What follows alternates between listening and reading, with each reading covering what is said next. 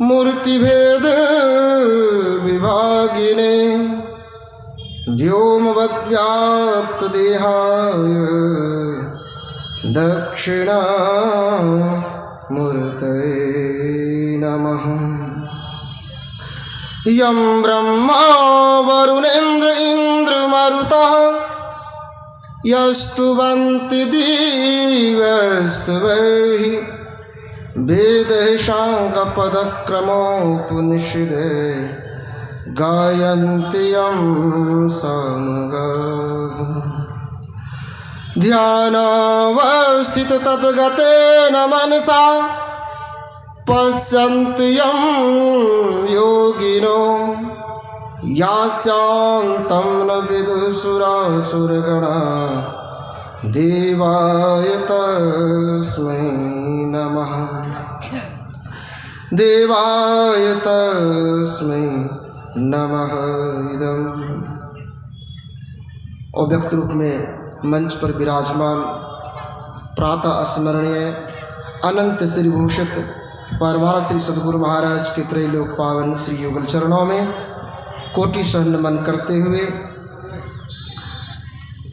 अंग गौरव पूज्यपाद स्वामी श्रद्धानंद जी महाराज के पाद पद्मों में कोटि शरण नमन करते हुए मंच पर उपस्थित चलता फिरता तीर्थराज समाज के पावन चरणों में कोटि शरण नमन करते हुए सत्संग पधारे अर्चन्य वंदनिजदात्माओं तथा भक्ति मत्य बहनों,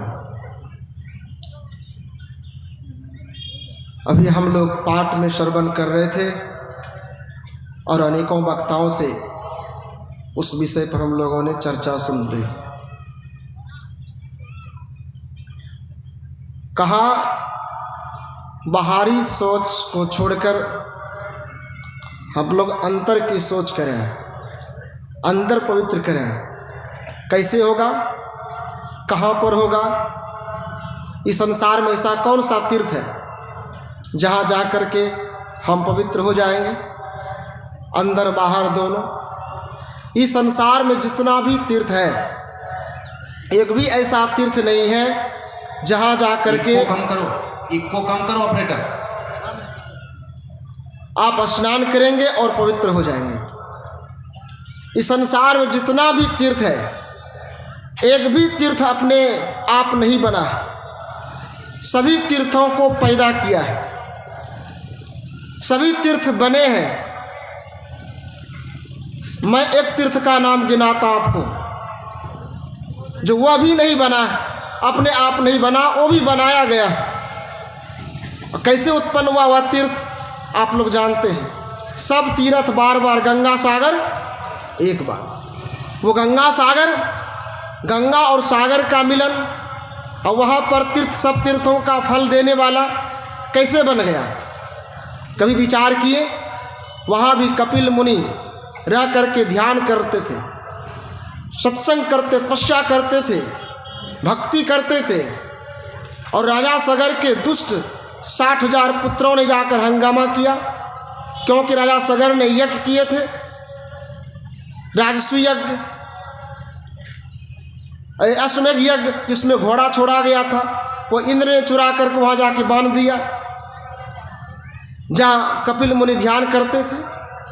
और इंद्र छुप करके देखने लगे, 60,000 पुत्र खोजते खोजते पहुँच गया, देखा वहाँ पर वह घोड़ा बंधा हुआ है, और ये क्या, जैसे मंच पर देख रहे सब लाल लाल बाबा लोग हैं, इसी प्रकार लाल वस्त्र पहने थे, सन्यासी वेश में ध्यान कर रहे थे। राजा सगर के 60,000 पुत्रों ने कहा कि मारो, यही चोर है।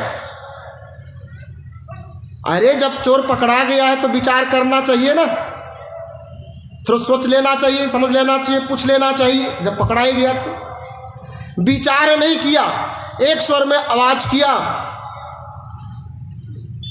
वो समाधिस्थ थे, उन्मनी अवस्था में लगे, उन्मनी अवस्था में थे। जैसे आवाज किया, उनकी दृष्टि की धारें अंदर को जो था बाहर, और जैसे देखा उन्होंने 60,000 लड़का जल करके राख हो गया। भस्म हो गया। रयासगर को पता चला कि हमारे पुत्र भस्म हो गए हैं। वहाँ पर पहुँचे, जा कर के प्रणाम किया, प्रार्थना किया, हे संत भगवान, हे आप भोले हैं, दीनानाथ कृपालु दयावान है। बहुत लोग प्रार्थना जब किया तो प्रसन्न हो गए और कहा ये हमारे दुष्ट पुत्रों ने तो अपना फल प्राप्त कर लिया है, पर इसका कल्याण कैसे होगा। उसी संत ने कल्याण का भी मार्ग बताया कि ये जो माँ गंगा है ना, ये धरती पर नहीं थी। जब धरती पर माँ गंगा नहीं थी, संत उससे पहले थे।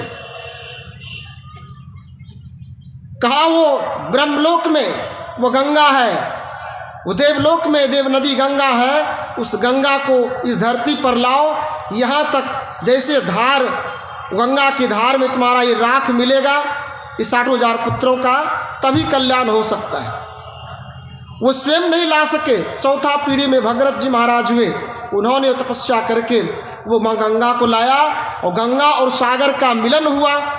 और कपिल मुनि को समाधि है, उस समाधि का दर्शन होता है मकर संक्रांति के दिन। वो उसका दर्शन करने से, उसमें स्नान करते हैं, वो समाधि का दर्शन होता है। तो कहते हैं सभी तीर्थों का फल एक ही बार में मिल जाता है। कबीर साहब ने कहा ऐसे तीर्थ अगर आप जाते तीर्थों में संत नहीं होते हैं तो कहा तीर्थ गए तो एक फल, संत मिले फल 4, सदगुरु मिले अनंत फल, कहे कबीर विचार। तो वो तीर्थ भी कैसे बना? संतों के तपस्या ध्यान से।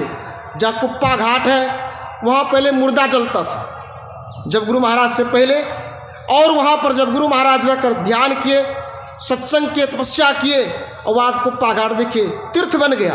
अर्थात मनुष्य का जो शरीर है, ये शरीर के अंदर में सारा चीज विराजमान है। उसके तरफ जब आप बढ़ेंगे, बाहर को छोड़ करके अंदर को जब आप चलेंगे, तब आपको वो सारा खजाना मिलने वाला है। देहस्था सर्व विद्यासो, देहस्था सर्वदेवता, देहस्था सब तीर्थानी, गुरु वाक्य लभ्यते। अगर उसका लाभ लेना चाहते हैं, बिना सदगुरु की कृपा से वह लाभ आपको नहीं मिल सकता है। आप बिना गुरु के संसार में कहीं भी चले जाए पवित्र होने के लिए, भगवान शंकराचार्य लिखते हैं कुरुते गंगा सागर गमनम व्रत परिपालन अथवा दानम ज्ञान विहीना सर्मतेना मुक्तिम भजतिन जन्म सतेना। बिनु गुरु तीर्थ करता, बिनु गुरु देता दान, और बिनु गुरु सब निष्फल गया, बूझो वेद पुराण। संसार में सारा क्या कर्म का जो अच्छा फल है वो भी नष्ट हो जाता है, वो नहीं मिल पाता है। अगर आप चाहते हैं हमारा जीवन, इस संसार में 2 ही चीज़ लोग जानते हैं, 2 ही कर्म को संसार में जानते हैं जो गुरु से दूर रहते हैं, गुरु की ज्ञान रूपी छत्र छाया से दूर रहते हैं। क्या जानते हैं? अच्छे कर्म और बुरे कर्म, पाप कर्म और पुण्य कर्म। ये दोनों कर्म जो है बंधन है। पाप कर्म तो भयंकर बंधन है ही, दुख है ही। पुण्य कर्म भी बंधन है, वो सोने की बेड़ी है पुण्य कर्म, और दुख कर्म तो लोहे की बेड़ी है। दोनों बंधन है। महापुरुषों ने कहा एक कर्म और है, पाप कर्म और पुण्य कर्म से एक और एक कर्म है जिसका नाम है निष्काम कर्म। निष्काम कर्म को ही संत महापुरुष बतलाते हैं। अभी आप लोग जहाँ जो बैठे हैं, एक यही कर्म को जानने के लिए निष्काम कर्म, निष्काम कर्म को ही भक्ति कहते हैं।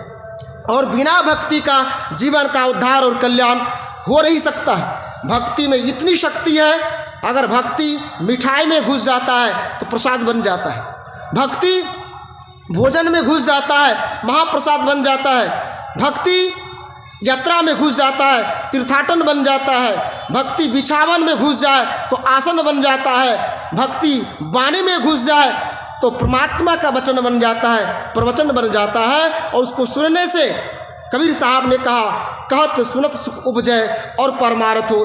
कहने वालों को भी और सुनने वालों को भी दोनों को सुख की प्राप्ति होती है, शांति की प्राप्ति होती है, और जीवन का कल्याण हो जाता है।